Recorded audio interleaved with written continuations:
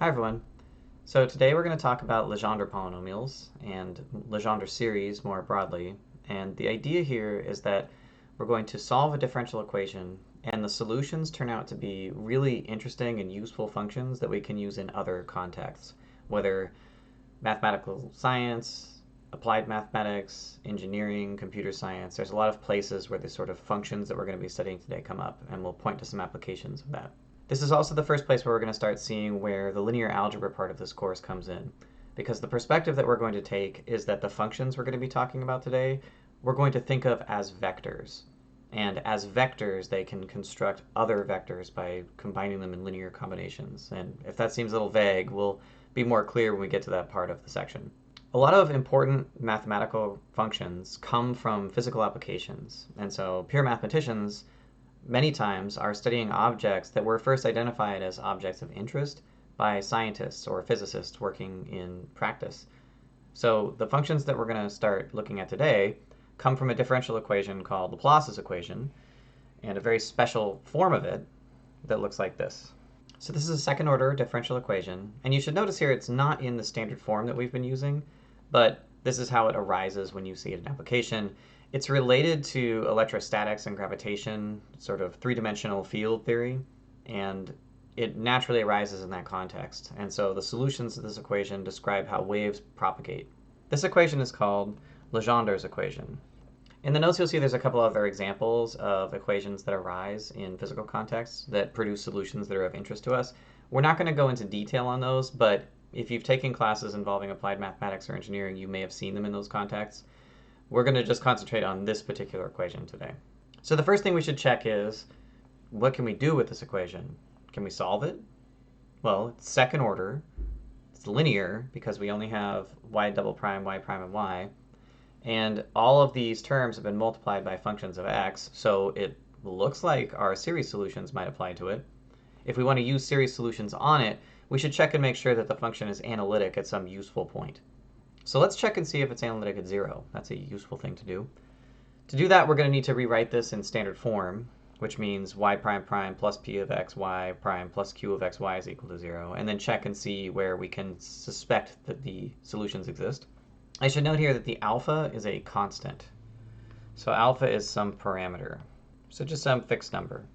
And the properties of the solution are going to depend on what the alpha is that corresponds to the original equation. So each value of alpha gives you a different equation with a different set of solutions. So now the question is, where is this function analytic? And if you look at p of x and q of x, you can see that p of x is minus 2x over 1 minus x squared.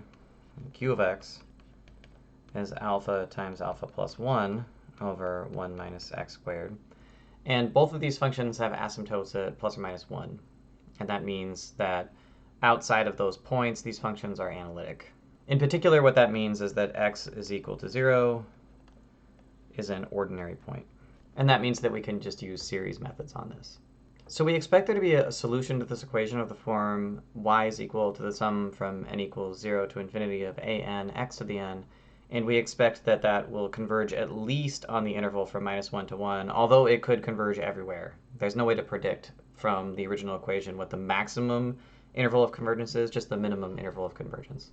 So I'm going to leave it as an exercise to work through the series solutions to deriving what these look like.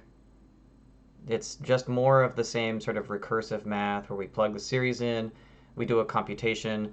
I'm going to give you a hint, which is if you want to derive the solutions, work with this equation. Dividing through by 1 minus x squared is useful for figuring out where the solutions can be analytic, but when we're actually working with a series, we want to work with this version of the equation, because then I'm just distributing this into a sum instead of some weird quotient that I've got to figure out its own power series for. If you're less interested in doing the derivation, but you want to read through it, you can read through it in the Good and Annan chapter. They do a complete walkthrough of how you build the form of the solutions here using the techniques that we developed in section 11.2. What I'm going to do is just write down what the recurrence relation looks like, and then we're going to write down what the solutions look like. So this is what the solutions to Legendre's equation look like. They're big. They're power series. You'll notice that the constants are completely determined by alpha. and that you should be able to detect a pattern in the way that the constants are being generated as we move from term to term. So you can see here that this idea that you've got this, for solution 1 in terms of the A naught, you have the alpha and the alpha plus 1, and then what we do is to the left we subtract 2 and put a new term on, and to the right we add 2 and put a new term on. To the left, we subtract 2 and put a new term on. To the right, we add 2 and put a new term on. So they sort of grow left and right in the top. The denominators are determined by factorials. And other than that, that kind of looks like sine and cosine, right? You have these alternating 1 minus something times x squared plus something times x to the 4th minus something times x to the 6th. That's sort of a cosine feel. So that function actually turns out to be an even function.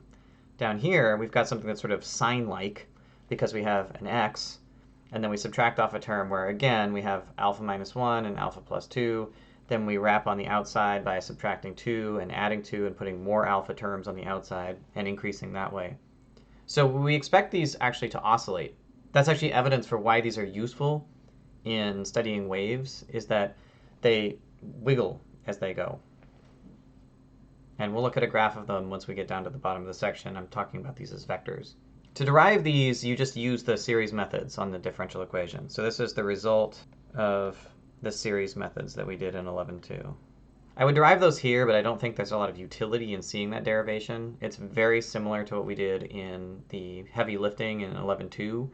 And I'd prefer to move on to applications of Legendre polynomials and even tell you where the polynomials come from, because these don't look like polynomials. So why do we talk about Legendre polynomials? So recall that the differential equation that we had y prime prime 1 minus x squared minus 2x y prime plus alpha times alpha plus 1 y is equal to 0. The most important case of this differential equation turns out to be when the alpha, remember, which is an arbitrary constant, is actually an integer.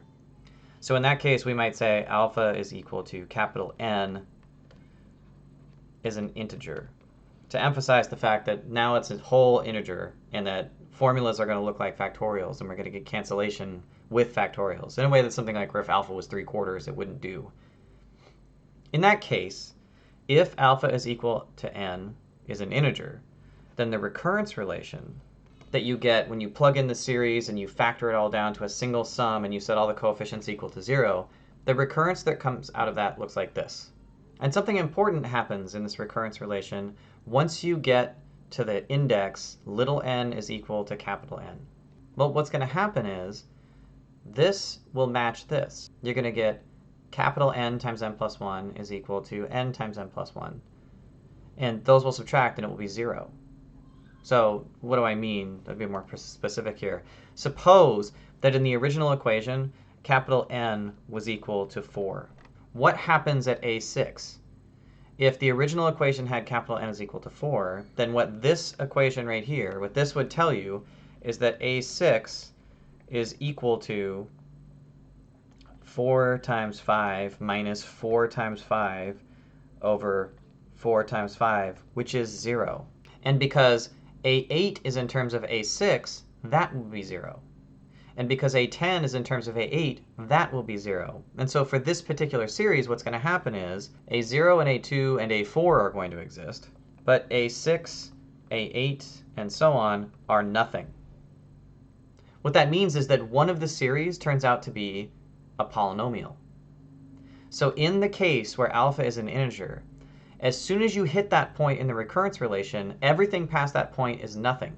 If n is even, then the solutions look like this guy, but they stop at some point because the n killed off these terms. If the capital N that you picked was odd, then this series is the one that turns into a polynomial, because at some point, say A5 is equal to 0, and that makes A7 equal to 0, which makes A9 equal to 0, and so on. And so this will be a polynomial. So those polynomial solutions to the Legendre equation are what we call the Legendre polynomials. So the basic idea is, the upshot, is that if alpha is equal to n is an integer, if n is even, then y1 is a polynomial. And if n is odd, then y2 is a polynomial. In other words, what we're saying is that if n is an integer, then the Legendre equation has a polynomial solution. So that's what we're going to define to be the Legendre polynomials. So here's our first big definition. Pn of x is the polynomial solution to the Legendre equation with one change.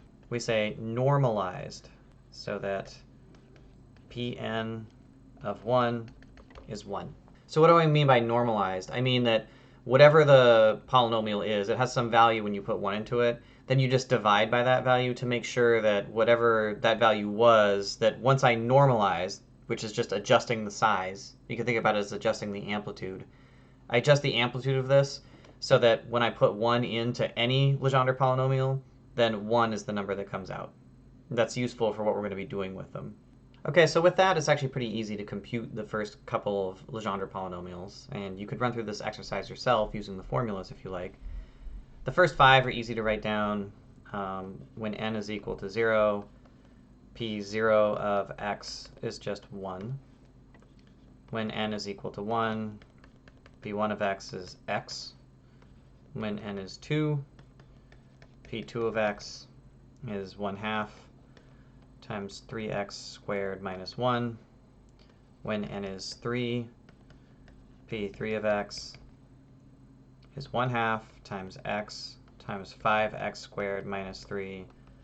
When n is 4, p4 of x is equal to, starting to get nasty, 1/8 35x to the 4th minus 30x squared plus 3. And if you're interested in seeing what sort of behavior the graphs of these functions have, if we go here, you can see the oscillatory behavior that we noticed, the fact that the terms alternate and they sort of have that sine-cosine-like structure in their power series. That shows up here.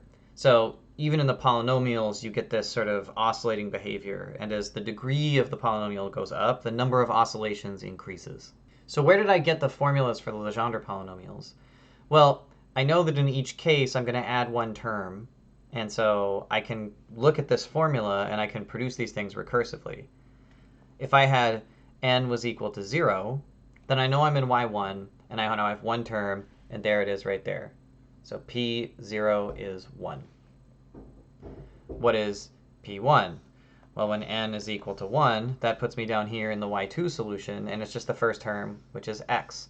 Now I have to check and make sure that I've normalized, so p1 is equal to 1 in that case, and so it's normalized correctly.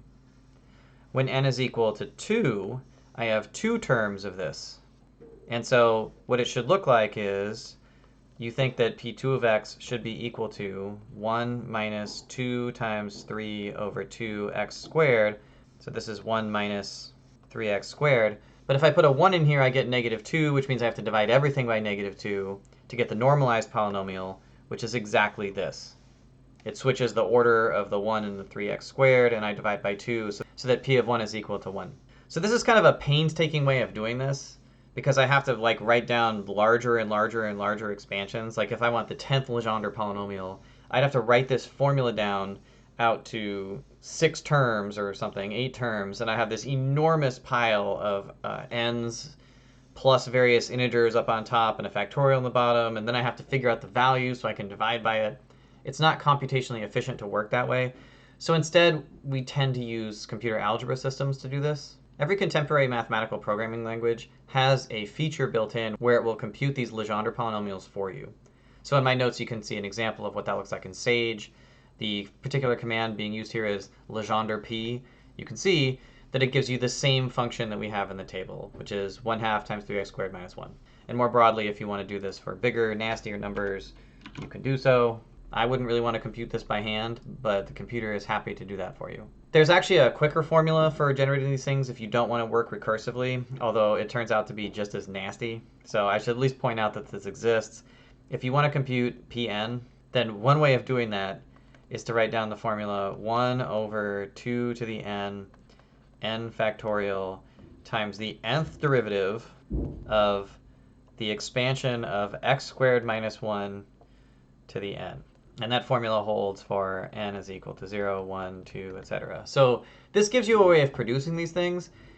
It's just going to be a lot of work to take the 12th derivative of x squared minus 1 to the 12th if that's the polynomial that you want to generate. So this is an interesting theoretical tool, but it's less useful in application. This is called Rodriguez's formula. So that's where the Legendre polynomials come from. I want to tell you something about how they're used and why. So we're going to bounce back into the language of linear algebra for this next section. We'll attach the Legendre polynomials after we recall some of the basic ideas of linear algebra that we're going to be using here.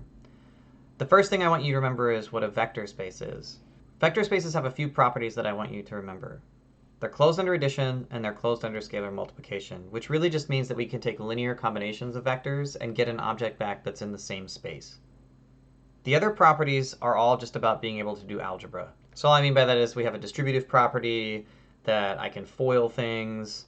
All of those things that we want to be able to define algebraically we can do. And a vector space is set up so that the operations interact with each other in a way that makes algebra possible. That's why linear algebra. The linear refers to the fact that we have linear combinations of vectors. The algebra refers to the internal structure that lets us do algebra and solve equations.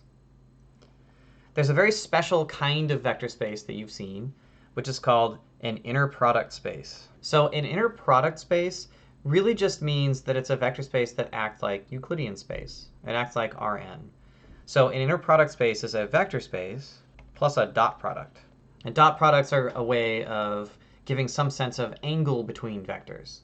In Rn, the dot product, where you just take the two vectors and you multiply the pieces, underlies all the geometry of Rn. It tells us about angle, it tells us about distance, it tells us about orthogonality.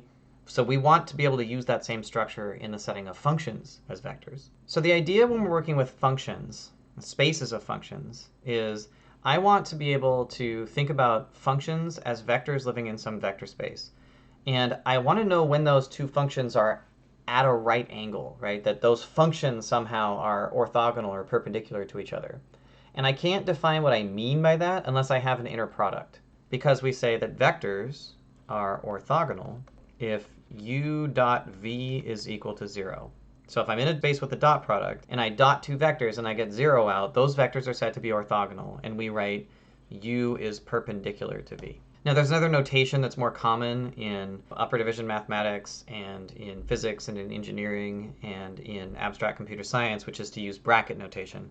So we could also write uv in brackets, and what we mean by that is u dot v. So this is something that you've already seen in Rn, right? In Rn, you have some vector u, and you have some vector v, and you dot product them. And how do you compute the dot product? Well, you just take the entries, and you multiply them, and then you add it up. So for a typical inner product for functions, so now we're thinking about f of x and g of x as being defined on some interval, what we do is we tend to integrate these. And you can think about this as being almost exactly like the Euclidean dot product. Because what we're doing is we're taking the entries, fx and g of x, and multiplying them together, and then adding all of those values up for every value of x between a and b. And that's basically just capturing what happens with a Euclidean dot product, where you let that the number of terms tend to infinity. So I've told you an inner product. I haven't given you a space that this inner product acts on yet. So here's the most basic one. C1 of AB is the notation that we use for continuously differentiable functions defined on the interval from a to b. So what do I mean by continuously differentiable? I mean the function is continuous and its derivative is also continuous. F and f prime are continuous. So those are pretty nice functions. To have a derivative that is continuous is a pretty nice function. And it turns out to be the case that if you take C1 and you put this on it, you have an inner product space. So C1 of AB is an inner product space. The inner product of f and g being equal to the integral from a to b of f of x, g of x, dx. Now that might not seem like we're getting very much utility here, because these aren't vectors like we think about them, in Rn, where you've got 10 entries or 11 entries or 12 entries. But we get two notions out of the existence of the dot product that are super important. First, we get a notion of the length of a function, or the magnitude of a function. So it turns out to be the case that the way that we define the length of a vector is in terms of the inner product. So the length of f is equal to the square root of the inner product of a function with itself, which in this case is the square root of the integral of f of x squared dx. And you can think about this somehow as measuring, say, the amount of energy contained in a function. We don't want to have functions that have asymptotes because they would contain infinite energy, say, in a physical setting. The other thing we get is the notion of orthogonality, which is to say that f is orthogonal to g. And again, the analogy that you should think here is two vectors at a right angle. F is orthogonal to g if the inner product of f and g, which is equal to the integral from a to b of f of x, g of x, dx, is 0. Here's one of the big ideas of linear analysis. And I don't know how emphasized this was in linear analysis 1 for your particular instructor, but the big idea of linear analysis broadly is that functions can be usefully thought of as living inside of vector spaces. So you can do algebra with them and stay inside the vector space, combined with an idea that gives us geometry. So the fact that I have an inner product on the vector space gives us both a notion of length and a notion of orthogonality. It's not really angle, but at least we know when functions don't really interact with each other. And with this sort of language, we can recapture a lot of the ideas of n-dimensional linear algebra, like vector projection. Okay, so let's put ourselves in the setting where we're going to be looking at the Legendre polynomials. So that is going to be C1 functions on the interval from -1 to 1. And remember, what I mean by that is the f is continuous and the derivative of f is also continuous, combined with this inner product that's going to give us the structure that we're after. It's going to give us a notion of length, and it's going to give us a notion of orthogonality. So the big deal here is that, one, the Legendre polynomials are an orthogonal system. What I mean by that is it's going to turn out to be the case that Pn of x is perpendicular to Pm of x if n and m are not the same number. So we can check that with an example. We could actually just see if we believe that or not by writing down, I don't know, P1 of x is x, and P2 of x is equal to 1/2 times 3x squared minus 1.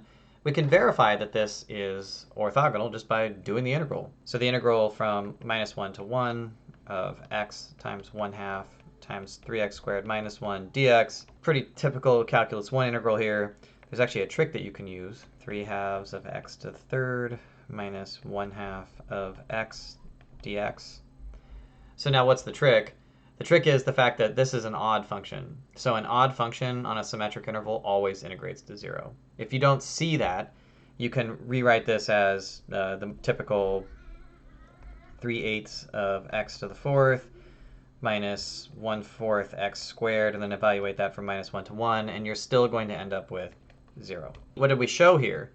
We showed that P1 is perpendicular to P2. And that holds broadly, that all of the Legendre polynomials are orthogonal to all the rest of them. So one of the big deals in linear algebra was that if you had a set of orthogonal polynomials, they could possibly form something called an orthogonal basis, which is to say everything in the vector space could be built out of this orthogonal set of vectors, and they were very easy to compute with. We're going to assert that the family Pn of x is an orthogonal basis for C1 on -1 to 1, which is to say every function for which f and f prime are continuous on the interval from -1 to 1 can be written entirely in terms of Pn of x, and they can be written uniquely. So this is a huge idea in linear analysis, is that I can take a function which is in some space, and I can rewrite that function uniquely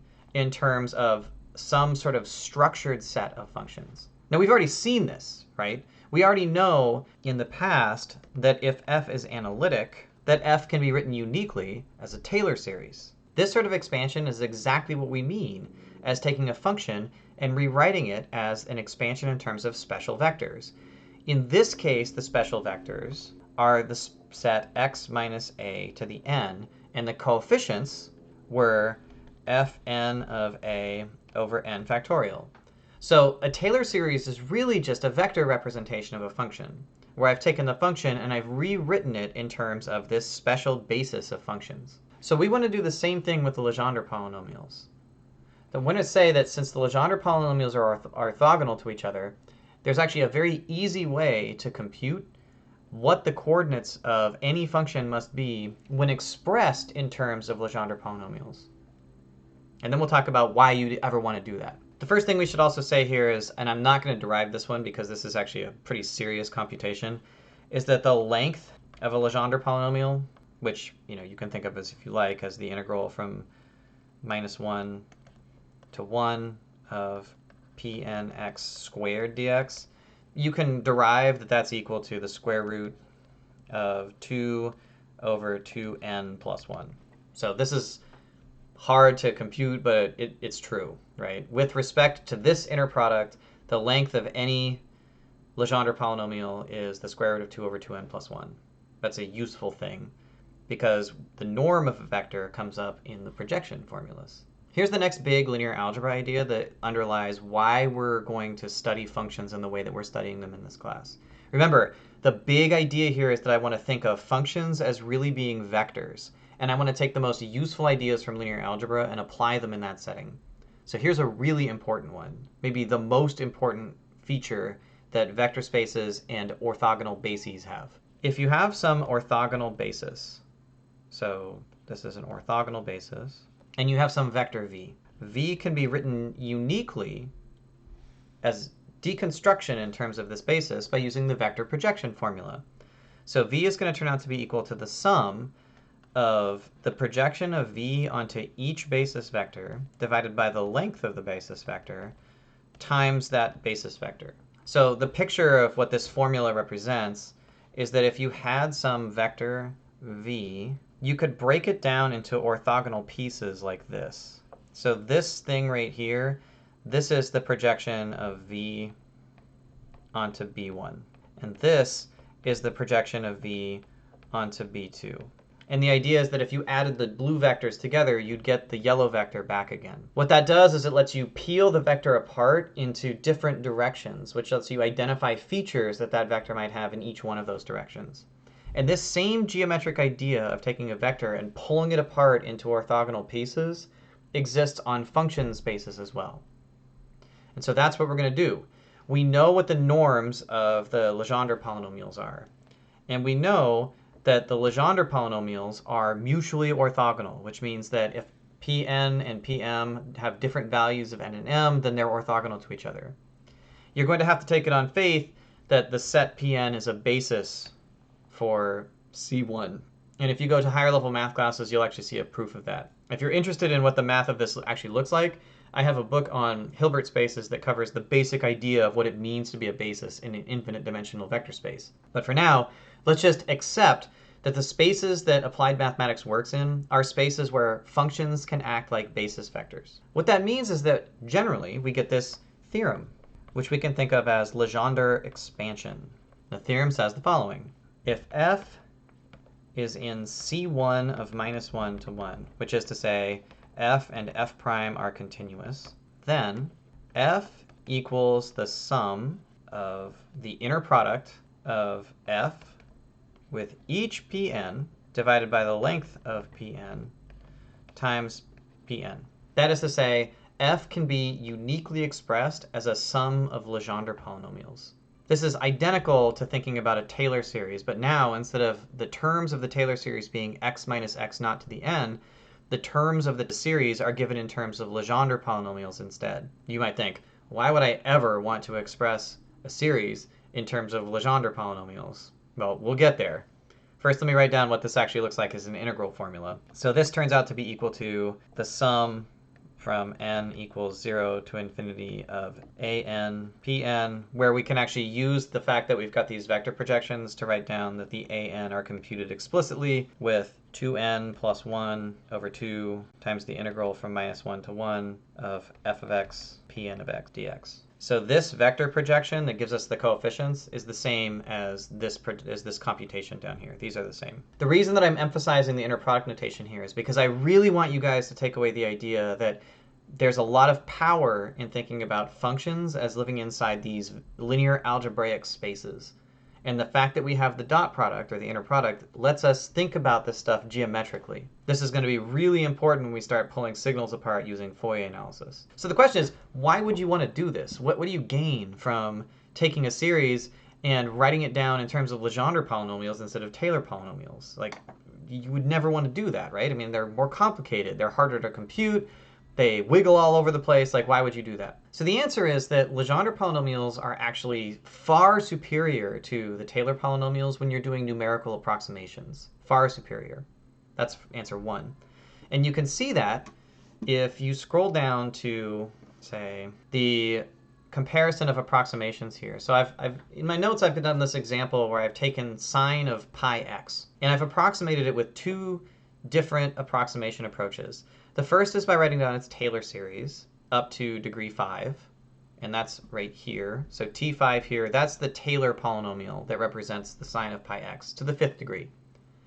And I've also written down its approximation in terms of Legendre polynomials, although I did that with a computer. And the coefficients of the Legendre series are 3 over pi, 7 over pi cubed, pi squared minus 15, and so on, right? So it's a nastier looking function. And you can see that I've written them down in the code here as, here is p of x, so this is the Legendre approximation. And below it, I have the Taylor approximation. And so what I'm going to do is I'm going to plot these against each other, and we're going to take a look and see at why we would use a Legendre series instead of a Taylor series when we're computing with these things. So I have the sine function in black, I have the Legendre approximation in red, and I have the Taylor approximation in green. And the Legendre approximation and the Taylor approximation are the same degree. They're both 5th degree polynomials. And even in this picture, you can see how quickly the Taylor polynomial starts to deviate from the graph. And with this oscillating function, since the Legendre polynomials oscillate, we get a much faster convergence.